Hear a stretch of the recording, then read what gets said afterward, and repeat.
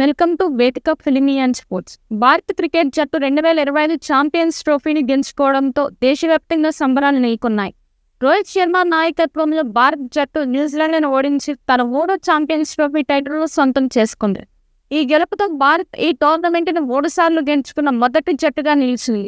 ఈ విజయంలో కీలకంగా నిలిచిన రోహిత్ శర్మ 83 బంతుల్లో 76 పరుగులతో భారత విజయానికి బలమైన పునాది వేశారు. శ్రేయస్ అయ్యర్, కేఎల్ రాహుల్, అక్షర్ పటేల్, హార్దిక్ పాండ్యా తమదైన పాత్రలు పోషించి జట్టును విజయ తీరాలకు చేర్చారు. 252 పరుగుల లక్ష్యాన్ని ఛేదించేందుకు భారత్కు 6 బంతులు మిగిలి ఉండగా ఈ విజయాన్ని సాధించింది. ఇదిలా ఉండగా ఫైనల్లో ఓటమిని స్వీకరించిన New Zealand captain Mitchell Santner Bharat మెరుగైన జట్టు అని అంగీకరించాడు. ఇది మంచి టోర్నమెంట్, మేము ఒక గ్రూపుగా ఎదిగాం, మంచి క్రికెట్ ఆడాం. ఈ రోజు మేము మెరుగైన జట్టు చేతిలో ఓడిపోయాం.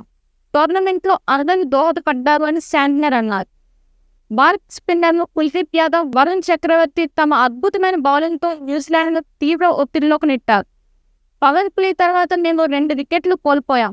వారి స్పిన్నర్లు నిజంగా ఒత్తిడిని పెంచారు. వారు ప్రపంచ స్థాయి బౌలర్లు అని శాంట్నర్ పేర్కొంది.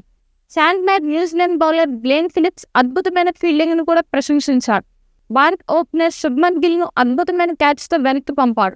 ఆ వ్యక్తి అద్భుతమైన ఫీల్డర్, అతను అలా చేస్తూనే ఉంటాడని శాంట్నర్ ప్రశంసించాడు. ఈ విజయం ద్వారా రోహిత్ శర్మ భారతదేశపు అత్యంత విజయవంతమైన కెప్టెన్ల జాబితాలో చేరిపోయారు. ఎంఎస్ ధోని తర్వాత 1 సంవత్సరం కంటే తక్కువ వ్యవధిలో 2 ఐసీసీ టైటిల్ని గెలుచుకున్న కెప్టెన్గా రోహిత్ శర్మ నిలిచాడు. ధోని తన కెరియర్లో 2007 టీ20 ప్రపంచ కప్, 2011 వన్డే ప్రపంచ కప్, 2013 ఛాంపియన్స్ ట్రోఫీని గెలుచుకున్నారు. ఇప్పుడు రోహిత్ కూడా 2024 టీ20 ప్రపంచ కప్, 2025 ఛాంపియన్స్ ట్రోఫీ గెలుచుకుని అత్యంత విజయవంతమైన భారత కెప్టెన్లో ఒకరిగా నిలిచాడు.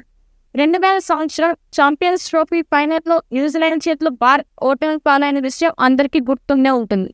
25 సంవత్సరాల తర్వాత 2025లో భారత్ న్యూజిలాండ్పై విజయం సాధించి ఆ ఓటమికి ప్రతీకారం తీర్చుకుంది. ఈ విజయంతో భారత క్రికెట్ అభిమానులు ఆనందోత్సాహంతో మునిగిపోయారు. టీమిండియా మరోసారి ప్రపంచ క్రికెట్లో తన సత్తా చాటింది. ఈ విషయం భారత క్రికెట్ చరిత్రలో చిరస్థాయిగా నిలిచిపోతోంది.